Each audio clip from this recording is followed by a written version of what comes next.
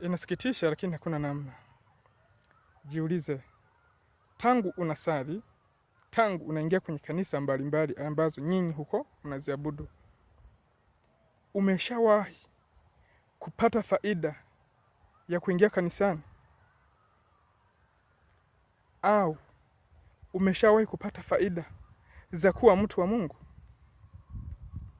Tunaposema mtu wa Mungu inategemeana. Kuna mtu wa Mungu kwa namna ya kuumbwa. Huu mwili tulio nao, inaonekana mimi nimeumbwa na Mungu, kwa hiyo mimi ni mtu wa Mungu. Lakini kuna wana wa Mungu ambao hawana Mungu, wao wanatambulika na Mungu kwa kuyafanya mapenzi ya Mungu, matendo mema, vile ambavyo Mungu ameelekeza ndivyo wanavyotii. Hao ni wana wa Mungu. Na ndio maana kwenye kitabu hiki cha Mwanzo 6 pale, wanadamu walipozidi usoni pa nchi, wana wa Mungu nao wakaamua kuenenda.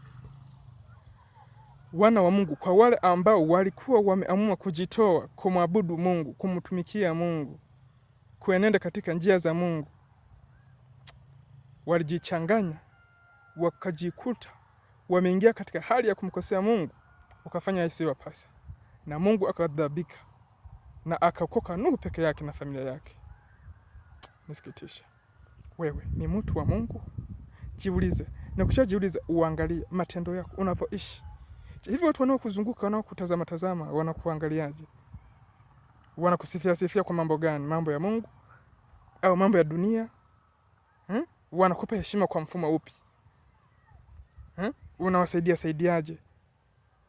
Kwa jiangalie sana unavyoendelea kuwepo katika ulimwengu. Ujikague.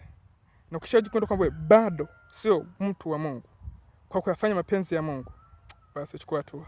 Ni bora, ni vema ya dunia yote uachane nayo, lakini uwe wa Mungu. Asante.